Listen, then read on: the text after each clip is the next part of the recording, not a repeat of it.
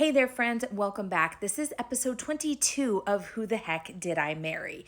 So, we've been talking about a lot of job hopping, a lot of job issues. Well, I'm going to go back to a topic that is going to come up from time to time in this story because it was a bit of like the thorn in our side for the last 17 years of my life. So, and that would be the house that we purchased in Cottonwood. So, if you remember, we had bought it because he had gotten the job up in Cottonwood, and then he lost his job in Cottonwood 2 months after we were married.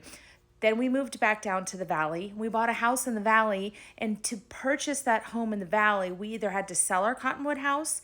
I had to sell because it was in my name. I had to sell the Cottonwood house, or we had to have renters in the Cottonwood house and proof of income. So when we couldn't sell it, because this is about the time, 2000 and early 2007, when the bubble is getting big. Well, 2005 we were married, 2006. Yeah, it's got to be like the end of 2006, mid to end. Well, we always moved in July. It just always seemed like we moved in July. So I'm going to say July of 2006 is when we're closing on our Avondale house. Okay, so the bubble is getting bigger and bigger, but it hasn't quite popped yet, but things are starting to get harder to get these loans. So we did not have a buyer for our Cottonwood house by the time we needed to close on our Avondale house. So we got renters. We found a property management company up in Cottonwood. We had them help us get renters, get the house ready to go. Everything's good. We have renters. We are able to sign for the Cottonwood house, which is great. Or I'm sorry, sign for the Avondale house, which is great. So remember I said how we had like this 80-20 loan. I keep saying we because in a marriage, I believe that we are a we, no matter if it's your car, my car payment, your credit card payment, my credit card payment, your cell phone bill, my. I say we, but the house was in my name, and that does become an important part. But nonetheless, we had renters up there, and I was in this 80-20 loan situation with the house, and I didn't realize because I just kept making the payments every month, or he was making the payments, whoever was paying the bills. I'm going to kind of guess probably we had things on auto payment because I was all about setting up the auto payment if we could, because this is pre-internet payment. You're writing checks. If you can say, here's my bank account information deducted on this day, I believe that's probably what we tried to do if it was possible. Anyways, we're making the payments, and all of a sudden, we had to be writing checks because the bill came, and I looked at it, and all of a sudden the payment on the large portion, the 80% loan, went up like $250. And I went, whoa, what is going on here? And a little bit of looking and a little figuring out, and I maybe even made a phone call.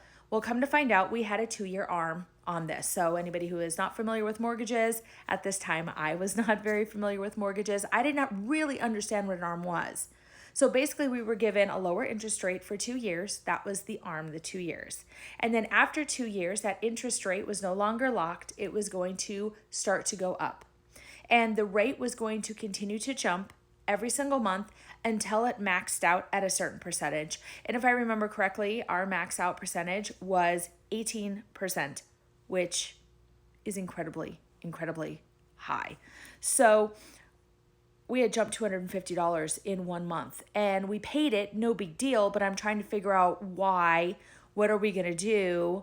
How can we figure this out? Because if it's going to jump another even $100 next month, we're going to start being in a problem situation because we have renters, we're covering the bills just fine. We have a current home, we're covering that just fine. But remember, Ken lost his job again. So Ken doesn't have a job. All of a sudden, our mortgage on a house we're not even living in is jumping. We got to figure this out. So I go and try to, can we get any? I go to the credit union we're banking at. I go, we're already at Bank of America. I have a credit union. We both have a Bank of America. I had credit union for the longest time because my parents had originally set up my original savings account as a kid at credit union. So I had both, which we always had multiple bank accounts. But anyways, we had our money at Bank of America. So anyways, nobody would give us a loan because again, we're getting to that point where this housing bubble is about to burst. I've already got one 80/20 loan in my name. Yes, we have renters up there. We've got our Avondale mortgage that has both of us on it. And now Ken's unemployed. So there's really not a lot that we can do at this point except to sit there and watch these payments continue to go up. And if we couldn't pay them, eventually they're just going to foreclose. So we're talking to his parents about what should we do about this. We're talking to my parents about what should we do about this. And his parents came at us kind of, I'm going to say harshly, but in a way it is the truth. And they said, we didn't think you should buy. We thought before you even went up there and got the job, you should have rented, see if you like the area, this and that. Basically, they were like, sucks. Such is life. Okay, so we go to my parents. What do? We need help. What? Do we let it go? Do we just take the hit on our credit? What do we do? And my parents being a little bit more sympathetic, and both of my parents had retired at that point in time. Remember me talking about the rental property that we had lived in for a short period of time when we had first moved to town. Well, when we moved out of it, they made the decision to sell it. They decided that after watching us live in it, that it wasn't big enough for them and the plans that they had for a very active retirement lifestyle. So they decided that they wanted to go build in a more active 55 plus community. And they were both at this point retiring, or dad was retired, mom was getting close to retirement.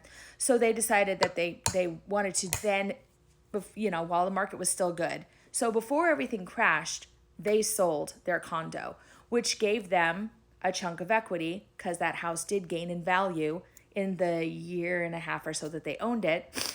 Then they had their home that they were living in with my brother and I when we were living at home. We had that home, they sold that. So they had gone over and taken the equity from one home and the equity from another home, and they were able to pay cash for their retirement house with that money, which was such a blessing for them. So they're retiring debt-free, which again, in today's world and everything is just amazing.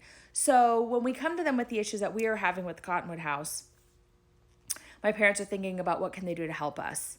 And at this point, they can't give us any money. They've got, retirements and money coming in. Their house is paid off. That part is great, but they can't give us anything that's really going to help us. But the best that they could figure was, what if they loaned us their credit, basically. So what my parents decided to do was to take a mortgage out on their paid off home because they had excellent credit. Obviously, their house was paid off.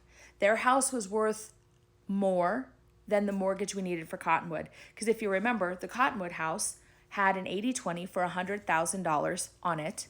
And that's the 80 was basically $80,000, right? But if we could get both of those gone, then that would be gone. We would be in a fixed rate mortgage. And my parents said, we will put the loan on our house. You just pay the bill every month. So basically, we're getting this locked in rate, which is great. It was less money than what the renters were paying up in Cottonwood, which was great. So we were going to have a little bit of extra, which was covering HOA fees or anything else we needed. So it ended up working out fabulous for us because we didn't have this big balloon payment that was going to continue to go up anymore. And my parents were willing to do that for us, basically in their name, but we were taking full responsibility for those payments. Okay, so that kind of solved that issue for now, but the Cottonwood situation is going to be a situation that arises again, but we still had renters up there.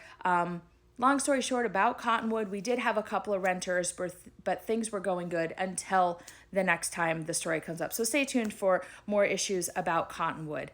About the time that we figured out this Cottonwood stuff, and again, he was unemployed, he's looking for a job, we go through this stint where things are kind of a little up in the air, right? I'm not on birth control. We're not trying to get pregnant, but intimacy is rough. And I'm going to talk more about that on the next episode.